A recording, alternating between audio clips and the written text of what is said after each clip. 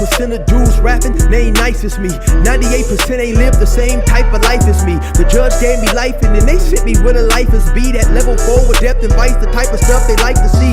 Two choices, fight or flee.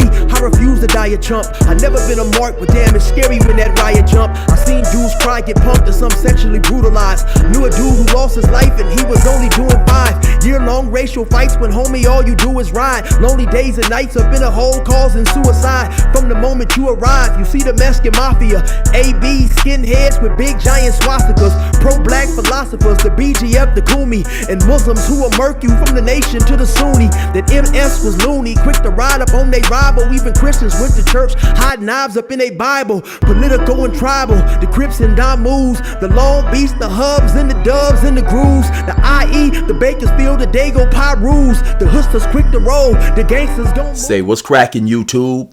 It's your boy 16 to life, and I'm back like I'm on a parole violation. Yard down. For those of y'all that's new to my page, in 1994, I got arrested. I was eventually sentenced to 16 years plus life, and I served 24 years straight in the California prison system. Yeah, that's me gassing on that intro right there. If you want to get that song, it is available only on a 10-song EP that you can get directly from me on a digital download. If you're interested, Cashapp, PayPal, or Zelle me $20, and I'm going to get it to you ASAP, man. Now let's hop right up into this video, man. So today, I'm going to be doing a reaction to a brother known as Do Rock Creep. The name of his page is called the Swing Low Podcast, and he's talking about the individual who made the racist statement a couple of days ago, right? And I just thought that it was very important for me to bring you his commentary on this situation. If anybody knows anything about the racial attitudes and stuff going on out here, it's him, man. So let's hop right up into his video. Welcome back to the Swing Low Podcast Show. It is yours truly, Do Rock Creep. What's happening with all my people out there in the free world today? It's an absolute pleasure to be back here at this round table amongst my round table family. Salute to all of y'all, man, for coming. Now, real quick, man, I just want to say briefly that I done some time, man, and shout out to Creep, shout out to the Swing Low Podcast. I done some time with Creep back in '96, man. We was in Salinas Valley together on the D Yard, and it's my understanding that he had already been in prison a couple of years since then. This whole entire time, man, he has been incarcerated, and I believe he has been on the level 4 the whole entire time, man, with the exception of maybe 7 months to a year. I think he went down to a level 3 for a hot second. So this dude has a unique experience to speak on situations like this regarding race and all this type of stuff, because we know that California prisons are some of the most racially divided and racial hate holding institutions that there are, right? So I just thought that it was important for me to point that out. To this round table, you know, as I bring on another thing that's going on social media right now, you know, as a topic, you know, that has sparked many different conversations and debates back and forth, you know, and this has to do with the podcaster. I'm not even going to say his name, right? But he was a Hispanic podcaster, or I'm not even sure if he's really Hispanic. However, you know what I'm saying? That's who he, you know, identified with. You know what I'm saying? But this dude went on his show and had a female on there by the name of Jenny69, right? And he was asking her a number of different questions, you know, about Blueface, if she thought he was sexy and hot, and would she ever date a black dude, and this and that. And he also went on to describe black people, Blueface and whoever else associated with blacks, as African booty scratchers, right? Now, that's a derogatory term, you know what I'm saying, that racists would use to describe a black person, you know what I'm saying? Now, everybody is up in arms about him saying that. You know what I mean? And I don't get it. I don't understand, because I'm not up in arms about it. You know what I'm saying? Because I've heard worse said.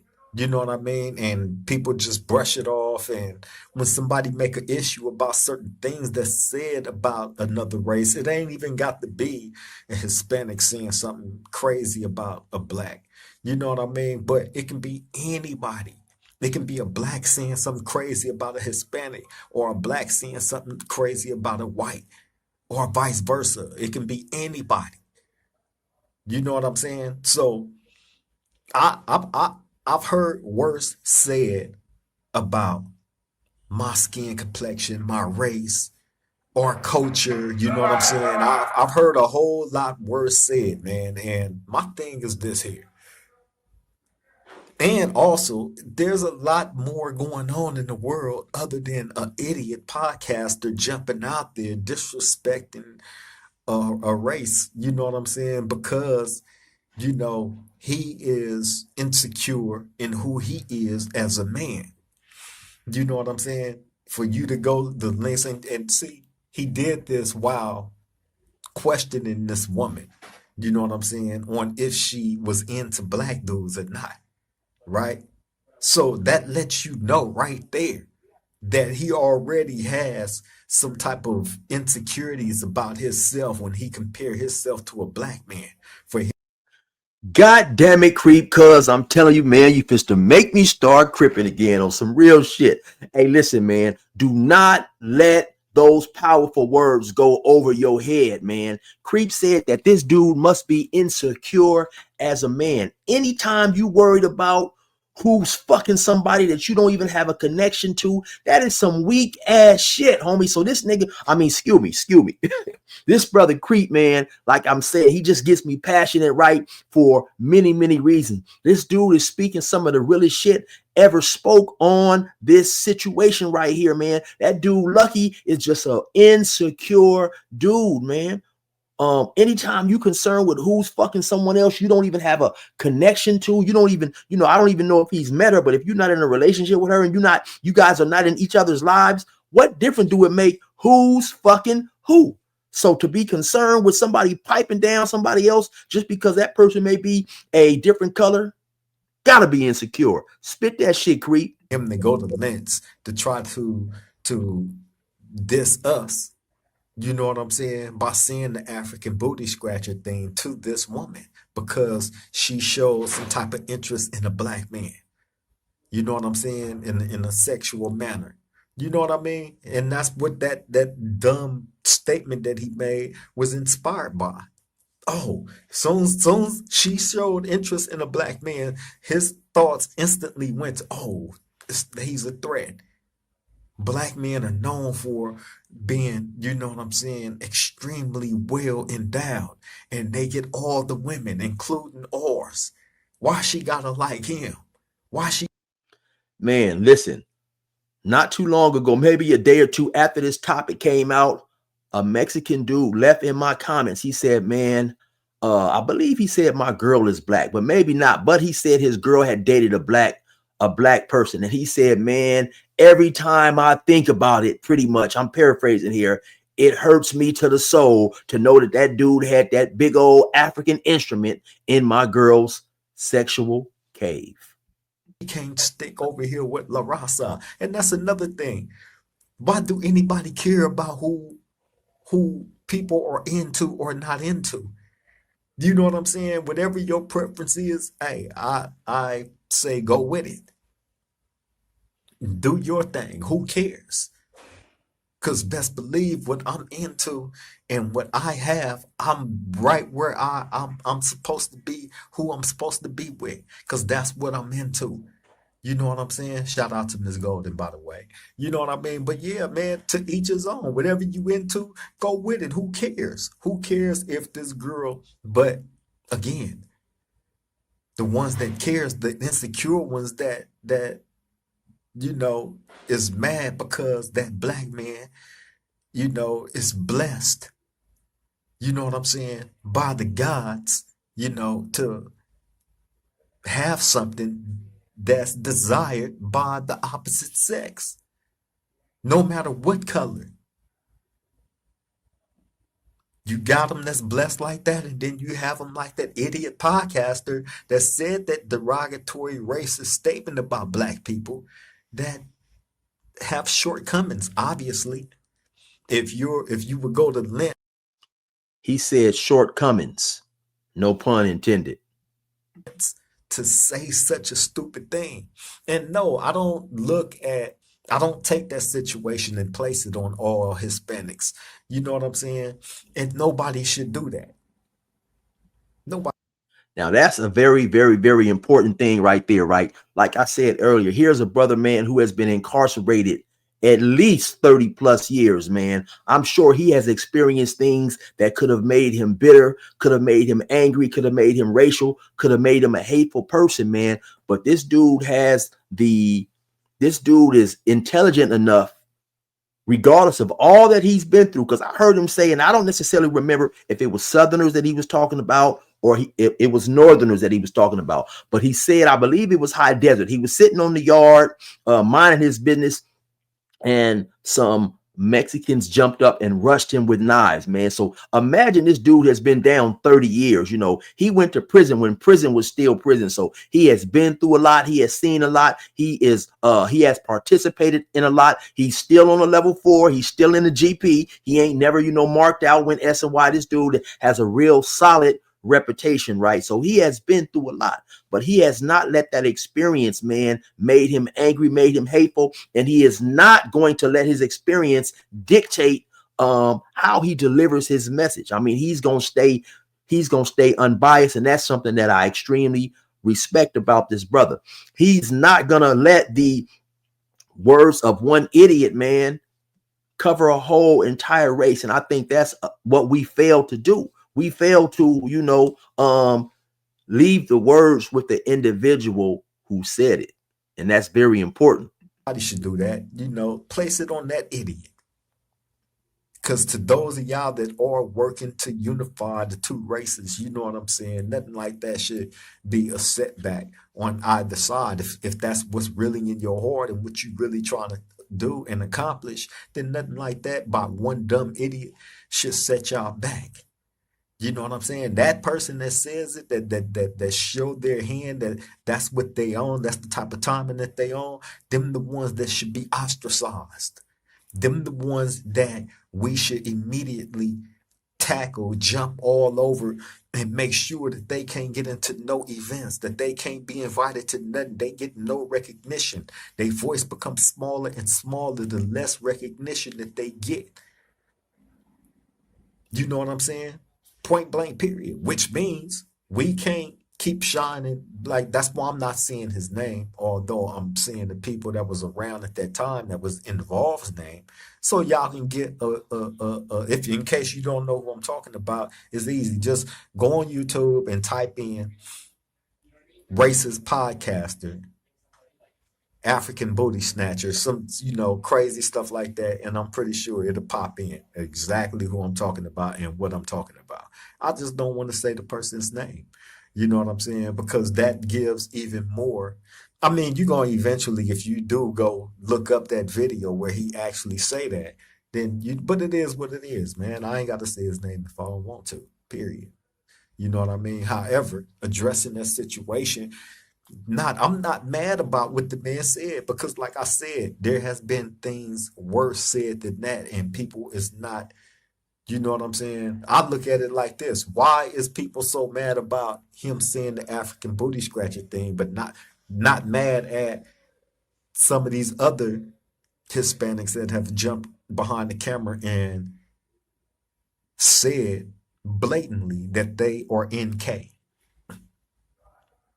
But when there is an issue raised about somebody that jumped behind the camera and say that they NK, we become the ones that's wrong. Oh, no. That's just a small portion of people that feel like that, or that's only right here. And you know what I'm saying? That's not a big deal. And what? How? But you have.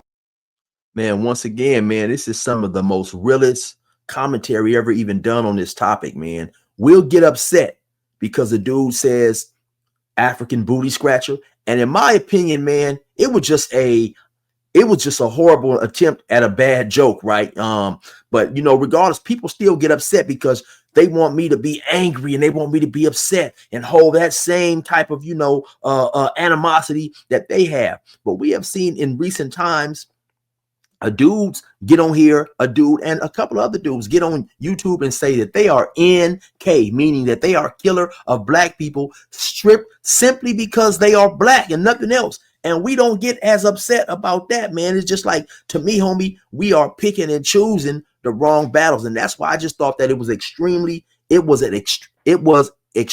important that his message gets sent out, man, because this dude is speaking some real stuff, man. Have 1,000,001 people that got something to say about this podcaster saying the idiot thing that he said about the African booty scratcher thing, right? So make it make sense to me.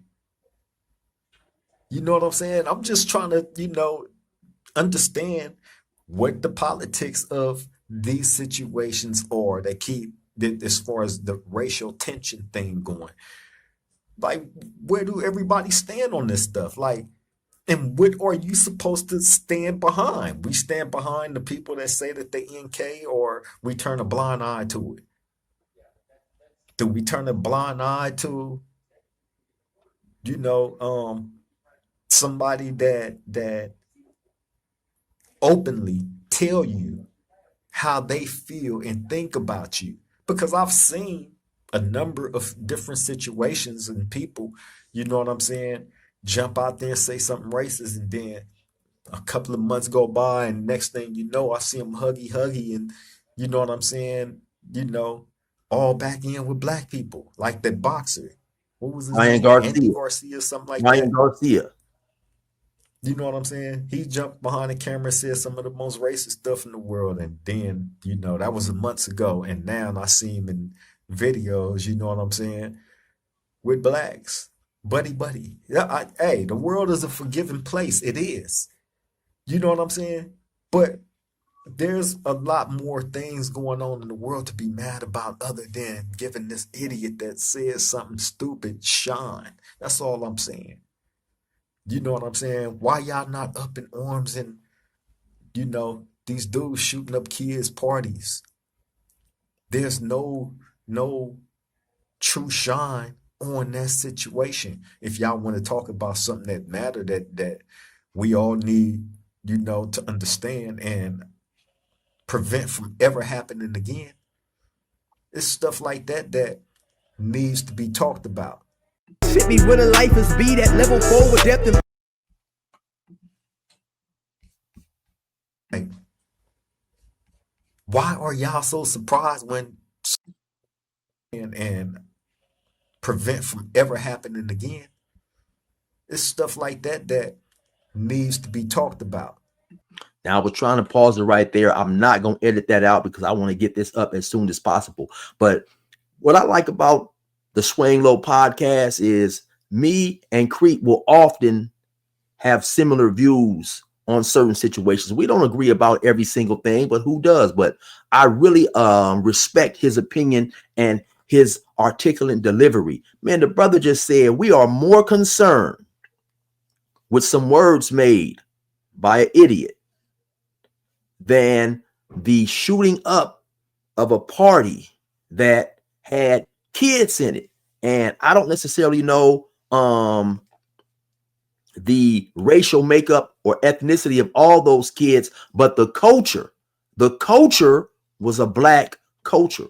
Basically, it was Crip on blood violence, right? If my understanding of that situation is correct. So regardless of whether some of the dudes may have been of another race or nationality or whatever, the culture is rooted in blackness, Crips and Bloods. And then, of course, you had some Crips and Bloods involved and entangled in that beef, and you had black people lose their lives in that situation. So we are more upset as a people over words than over the loss of life. And that's all I was saying in the last video that I made, man. We worried about the goddamn wrong thing, man. We worried about the wrong shit. We need to be worried about coming together as a people, uniting as a people, man. Ain't y'all tired of seeing this shit? Y'all ain't tired of seeing black people killing black people just because his mama stay over there and my mama stay over here?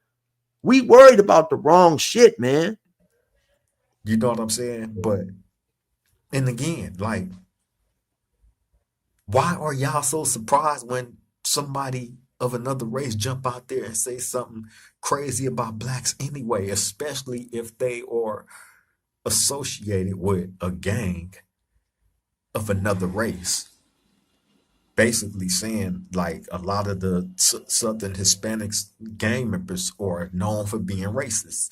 You know what I'm saying? And this dude affiliate with that crowd. So naturally he's gonna have some type of, racist thoughts that come with him. So why is y'all are so, oh God, he said African booty snatcher, but y'all wasn't mad at Lefty Gunplay for saying, and with the craziest look on his face, that he would never, if ever in a million years, allow his daughter to date a black man.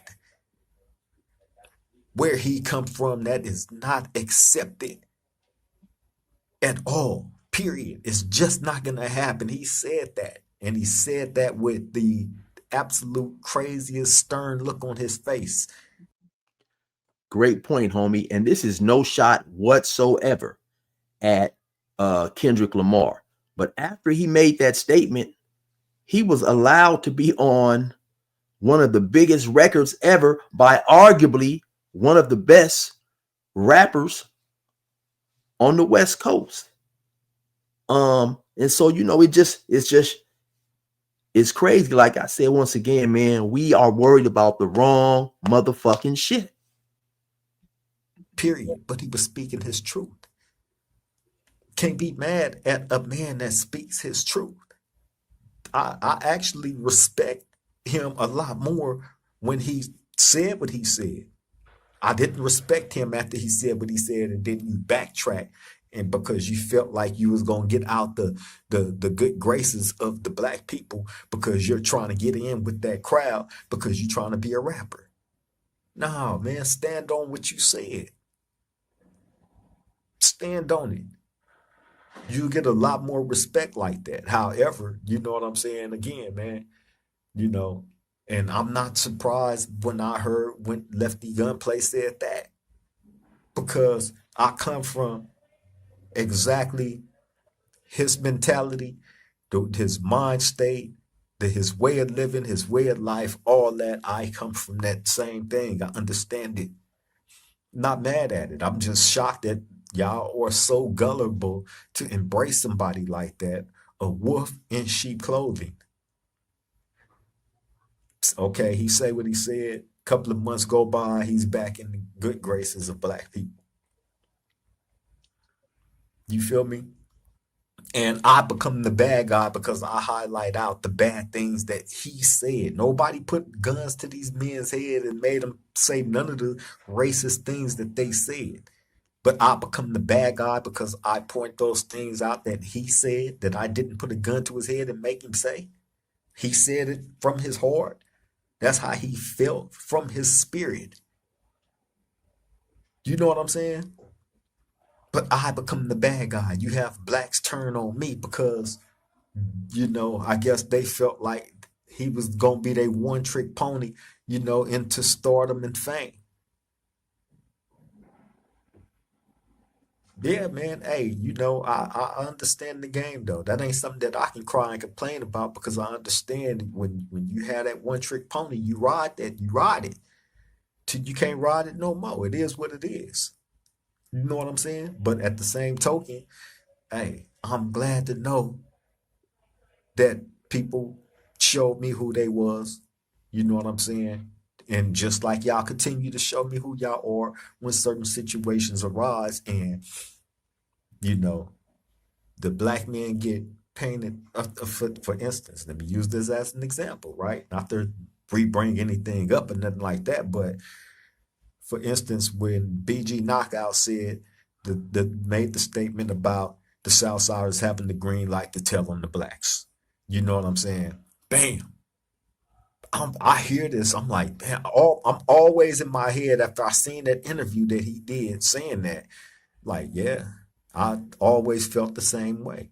And so do a whole bunch of other people that I know, right? Because of certain situations that we experienced. You know what I'm saying? Where we got told on. You know what I'm saying? By them. You know what I mean? So yeah, hey man.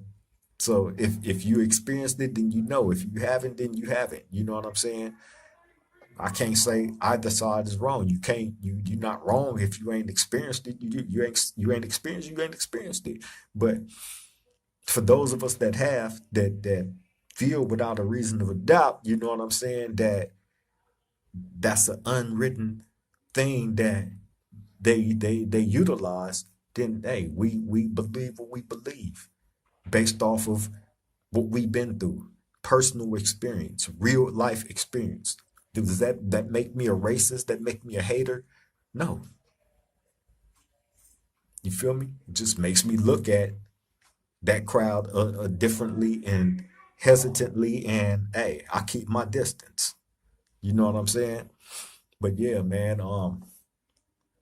y'all should be in the uproar about a whole bunch of other things going on. And briefly, right? He did a commentary about that subject, right? And you guys will probably be a little shocked on what he has to say. You know, he gives a full breakdown, right? And I implore you guys to go to the Swang Low podcast and check that out, man. It's spelled SWANGLOW, Swang Low podcast, man. This brother is a very articulate brother, and this dude is more than majorly qualified to speak on these type of political situations, because once again, I said, as we all know, California is one of the most racist holding institutions, the California prison system, that we know of, right? And this dude has been a participant and a person living in that atmosphere for 30 plus years. And as you see here, he doesn't present as angry. He doesn't come off as negative. This man is just sharing his experiences, right?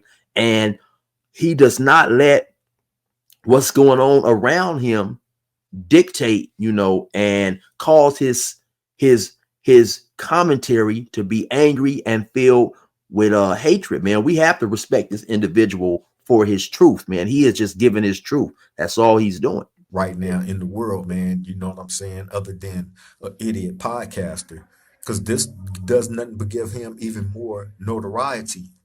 The notoriety that he didn't already have. You know what I'm saying? That he's definitely gonna have now for being a racist. You know what I'm saying? And the crazy thing about it is, you have people that actually would gravitate to that over, somebody that's doing everything right, that don't push racism. But I make my people aware of the racist that's out there, and not to put themselves in vulnerable situations to become a victim of a racist. Point blank, period. But yeah, man, I just wanted to bring that to the round table. I don't want to hold y'all up too much longer. You know what I'm saying? We had a lovely weekend. You know what I mean? So I'm gonna pause it right there. That's pretty much it, man. Like I said, I just thought that it was of major importance to bring you this dude and his commentary, man. First and foremost, shout out to the homie Creep, man, from Do Rock, for even having the mental fortitude to not to be able to keep his sanity in the environment that he is currently in, and he has been in for at least 30 years. Like I said, I was in Salinas Valley with him in 96, and it's almost 30 years since then. And he had been locked up a couple of years before we ran across each other. And so, the man has not gone crazy. He remains unbiased, and he's sharing an experience that many of us could not even deal with, much less thrive and survive in, man. So y'all definitely be sure to go check out the Swang Low podcast. I have been wanting to react to some of his videos for the longest, and I'm gonna definitely do more of his videos, because his opinion, to me, for those who like to visit and check out the prison genre, his opinion is definitely a valuable opinion and needs to be heard, man. Anyway, you already know what it is. It's your boy 16 to life. Resume normal program.